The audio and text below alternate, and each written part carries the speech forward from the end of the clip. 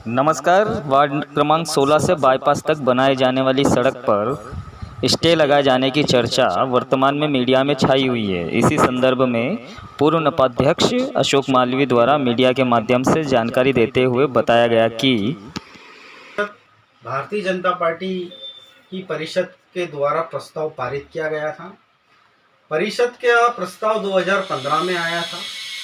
उसके बाद जब उस परिषद के प्रस्ताव पर आगे की कार्रवाई अधिकारियों के द्वारा की जाना थी, उसी समय परिषद के उसी प्रस्ताव को लेकर हमारे विपक्षी दल के कुछ पार्षद साथियों के द्वारा परिषद के अंदर ही आपत्ति ली गई कि बाईपास को जोड़ने वाली जो सड़क पाल्या रोड शीतला माता चौक से नगर पालिका निधि से बनाई जा रही है, वहाँ पर ना तो किसी रहवासी का मकान है, चारों तरफ खेत होने के साथ साथ निजी लोगों की करोड़ों रुपए की ज़मीन है। अगर आप यहाँ से इस रोड को बना देंगे तो कुछ व्यक्तिगत लोगों को लाभ होगा। शहर की जनता को जोड़ने के लिए यदि इसके आसपास ही कहीं शासकीय भूमि यदि अगर शासन के द्वारा दी जाती है और यदि अगर नगर पालिका वहाँ पर चौड़ी सड़क बनाती है तो नगर पालिका को आने वाले समय में किसी प्रकार की कोई आरोप प्रत्यारोप भी नहीं लगेंगे और किसी प्रकार के जमीन के मुआवजे को लेकर भी बात नहीं होगी। उस समय परिषद के समस्त सदस्यों के द्वारा जब यह विषय रखा गया और उस विषय पर जब चर्चा की गई तो उस समय उस सदस्यों के द्वारा ये सुझाव दिया गया था कि आने वाली परिषद में इस प्रस्ताव को निरस्त कर गोपाल गौशाला के पास से एक सड़क निकाली जाए। वहाँ पर यदि हम शासन से पत्र लिखकर अगर बात करेंगे तो वहाँ पर शासकीय जमीन रास्ते इतनी निकल सकती है। कुछ लोगों का वहाँ से पुराना देवाटाप कॉलोनी का रास्ता भी बना हुआ जो नगर पालिका पूर्व में बना चुकी है। जब ये सारे बात सामने आई और परिषद के सदस्यों का जब आरोप प्रत्यारोप का दौर चला, उस समय परिषद ने सर्वानुमति से इस प्रस्ताव को निरस्त कर गोपाल गौशाला से लेकर बाईपास रोड तक बनाए जाने वाली सड़क के प्रस्ताव को स्वीकृत किया गया था। उसके बाद लगातार कई परिषदें होती गई, लेकिन उस समय ना तो किसी जनप्रतिनिधि ने उस प्रस्ताव की ओर ज़्यादा ध्यान दिया, ना किसी ऐसा कोई विषय आया कि उस सड़क को अति आवश्यक और महत्वपूर्ण है या तत्काल बनाई जाए। परिषद का कार्यकाल खत्म होने के बाद में प्रशासक महोदय के द्वारा नया प्रस्ताव कर शहर के बीचों बीच से जो सड़क निकाली जा रही थी, उस सड़क संबंधित बात भारतीय जनता पार्टी की परिषद की अंतिम परिषद जो 23 दिसंबर को हुई थी, उस दिन भी यह विषय आया था। तो उस दिन भी यही बात कही गई थी कि शहर के बीचों बीच से यदि हम बाईपास से सड़क को जोड़ेंगे तो सड़क चौड़ी बनना चाहिए और जब बाईपास से बड़े वाहन आएंगे तो अपने एक स्पीड में आएंगे तो कम से कम 50 फीट की सड़क बनना चाहिए ताकि यातायात के आगमन में किसी प्रकार की कठिनाई नहीं हो, परेशानी हो। वर्तमान में नगर पालिका परिषद का ऐसा कोई बड़ा प्रोजेक्ट भी नहीं है जिससे कि सड़क को जोड़ा जाए। मेरा उस सड़क को लेकर 4 बिंदुओं को लेकर मेरे द्वारा आपत्ति दर्ज की गई थी। उस आपत्ति में मेरे द्वारा स्पष्ट लिखा गया था कि बाईपास से जो सड़क जोड़ी जाना चाहिए वो जहां तक सड़क बन रही है नहीं, वो कम से कम 50 फीट चौड़ी जो परिषद के प्रस्ताव के अंदर जो प्रावधान किया गया था उसके अंदर अंतर्गत उस मापदंड से उस सड़क को जोड़ा जाए। पुलिया पाइप की पुलिया नहीं बनाते हुए बड़ी कन्वर्ट पुलिया बनाई जाए ताकि आसपास के रहवासी बस्तियों में किसी प्रकार का जल भराव नहीं हो। यह सड़क ऐसी बनाई जाए ताकि आने वाले 50 वर्षों को देखते हुए जब कोई भी सड़क बनती है तो उसके बाद में उस सड़क के आसपास अतिक्रमण होता है। हर व्यक्ति आगे आना चाहता, कोई पीछे नहीं जाना चाहता। तो कम से कम इस नई सड़क को हम उस मापदंड से बनाएं। क्योंकि हम बाईपास से उस सड़क को जोड़ रहे हैं, बीओटी की सड़क से जोड़ रहे हैं, तो आने वाले समय में उस सड़क का सदुपयोग हो और यातायात के कारण किसी की जनहानि ना हो, कोई एक्सीडेंट नहीं हो। क्योंकि जो सड़क हम जोड़ रहे हैं वो सड़क आगे जाकर लखारा मंदिर के यहाँ आके बहुत सकड़ी हो जाती है। तो एक हमारे अपने आप में एक प्रश्न चिन्ह तो है। दूसरा, मेरे द्वारा ये बात प्रशासन से कही गई थी उस सड़क के बिंदु पे कि वहाँ पर एक भी व्यक्ति का मकान बना नहीं है। ना किसी की दुकान है। ऐसी स्थिति में एकदम तत्काल बिना परिषद के प्रशासक महोदय को किन लोगों के द्वारा इस सड़क को बनाने के लिए दबाव डाला गया। दूसरा विषय मेरा ये आता है कि जो सड़क गोपाल गौशाला से लेकर जो बनाई जाना है उसका भूमि पूजन माननीय केंद्रीय मंत्री से लेकर क्षेत्रीय सांसद जी से लेकर पूर्व विधायक जी से लेकर जिला अध्यक्ष जी से लेकर हम सभी वहां पर थे। उस सड़क के निर्माण को लेकर आज तक प्रशासक के द्वारा कोई चिंता नहीं की गई है। वो सड़क आपत्तियों के कारण उस सड़क का काम रोक दिया गया है और नया प्रस्ताव बनाकर नई सड़क बनाई जा रही है। मेरा दोनों सड़क से कोई आपत्ति नहीं है। यदि अगर सुरक्षा के मापदंडों को देखते हुए उस सड़क को बनाया जाता है तो किसी व्यक्ति को ना तो कोई परेशानी होगी ना कोई जनहानि होगी। ये बात जरूर है कि मेरे द्वारा ये विषय रखा गया था कि कुछ संपन्न लोगों को जिनकी वहां पर करोड़ों रुपए की जमीन है उनको फायदा मिलेगा और वो वहां पर अनाधिक रूप से यदि अगर कोई कॉलोनी काटेगा तो शासन के नियमों का पालन नहीं करेगा तो नगर पालिका के ऊपर ही बात आएगी।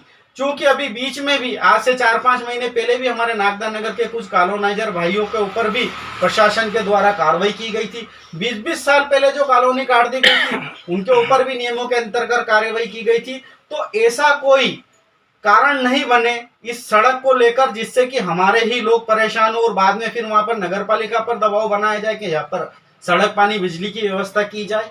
इन सब बातों को ध्यान में रख के यदि प्रशासन सड़क बनाता है तो मुझे कोई आपत्ति नहीं है। इस सड़क का नागदा नगर के किसी भी जनप्रतिनिधि ने ना तो कोई भूमि पूजन किया है ना निर्माण कार्य को चालू कराने के लिए वो स्थल पर गए थे। माननीय सांसद जी हमारे वरिष्ठ नेता है, माननीय मंत्री जी, माननीय जिला अध्यक्ष जी, माननीय पूर्व विधायक जी, हमारे सभी वरिष्ठ नेताओं के मार्गदर्शन में यदि अगर ये सड़क बन रही है तो मुझे कोई आपत्ति नहीं है। उन्हीं वरिष्ठ नेताओं के द्वारा गोपाल गौशाला से लेकर जो सड़क बनाई जाने थी वो भी बाईपास से ही मिल रही थी। उस सड़क का भूमि पूजन जरूर वरिष्ठ लोगों के द्वारा किया गया था। मेरे द्वारा आज तक ऐसा कोई कार्य नहीं किया गया है जिससे कि भारतीय जनता पार्टी को किसी प्रकार का कोई नुकसान पहुंचे, भारतीय जनता पार्टी के कार्यकर्ता को नुकसान पहुंचे या भारतीय जनता पार्टी के वरिष्ठ नेताओं के ऊपर कोई बात आए।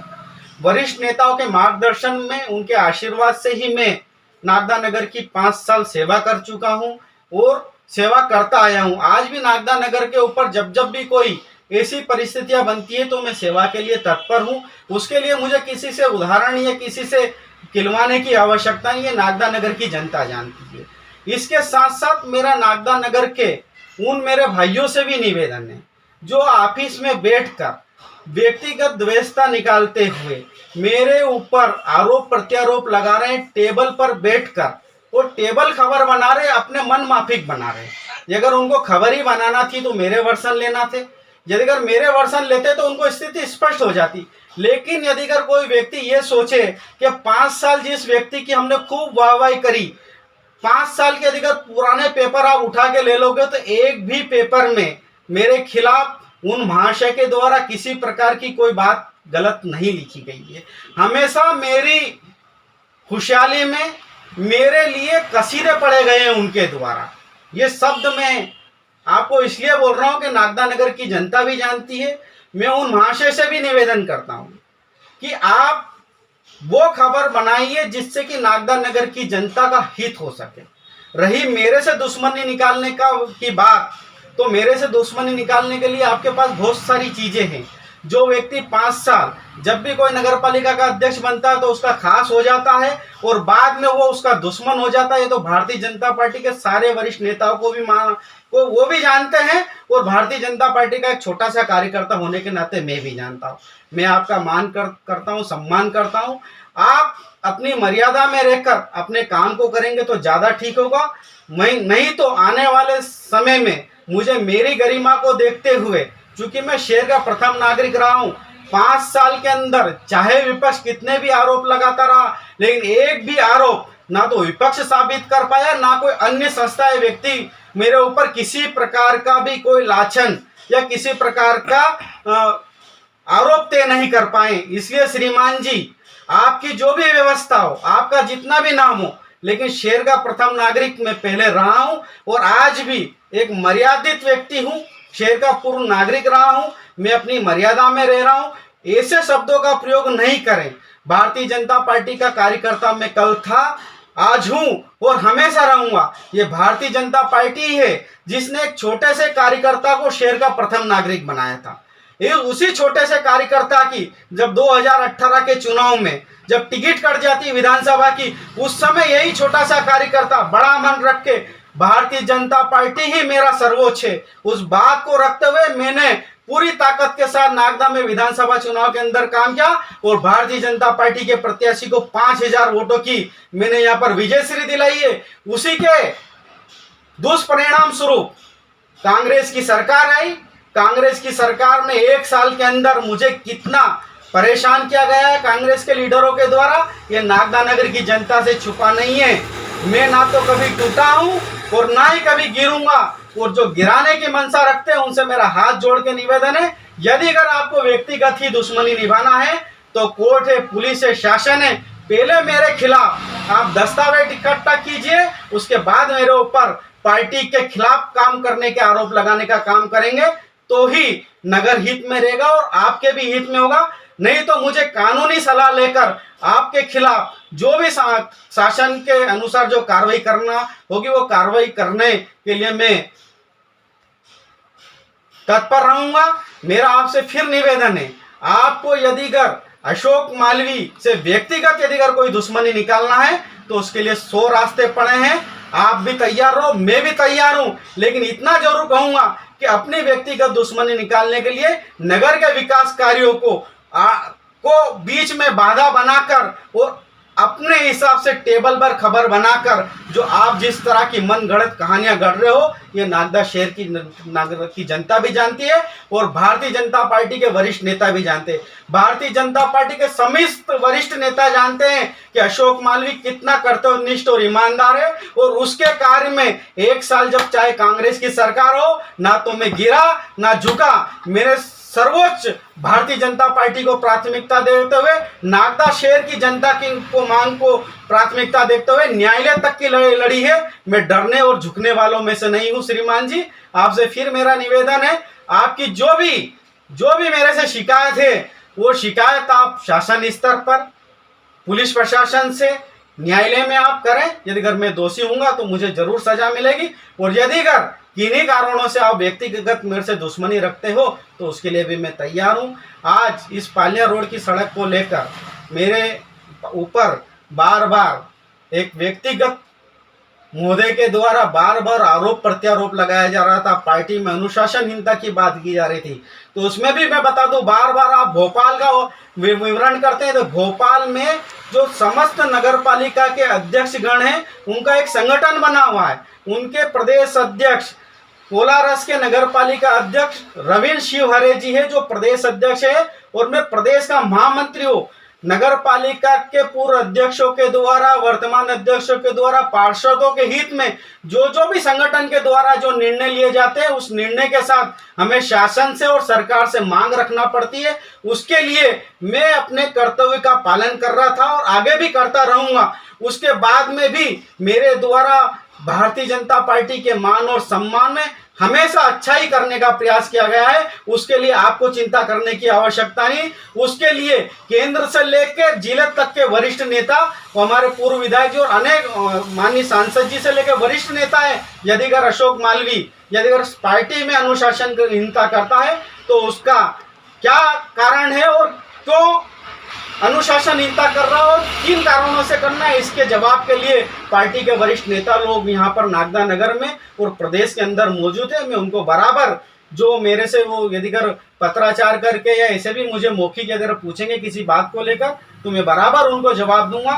आज आप पत्रकार भाइयों के समक्ष मैंने मेरे ऊपर लगातार जो टेबल खबरें बनाकर मेरी छवि को धूमिल करने का जो व्यक्ति कार्य कर रहे थे, उनकी बात को क्लियर करने के लिए, ताकि नागदा नगर की जनता भी समझे कि जो व्यक्ति लगातार 5 साल जिस व्यक्ति की तारीफ करता था, अचानक बीजेपी की सरकार जाती है और कांग्रेस की सरकार आती है, उसके बाद अशोक मालवी का दुश्मन हो जाता है। ये नागदा नगर की जनता को भी सोचना चाहिए, भारतीय जनता पार्टी के वरिष्ठ नेता को भी सोचना चाहिए। आज भारतीय जनता पार्टी एक छोटे से कार्यकर्ता के ऊपर यदि कोई अनगिनत आरोप लगाता तो उससे भारतीय जनता पार्टी को भी नुकसान होता, जिसकी चिंता भारतीय जनता पार्टी के वरिष्ठ नेताओं को करना चाहिए। धन्यवाद। जय हिंद, जय भारत, जय माता।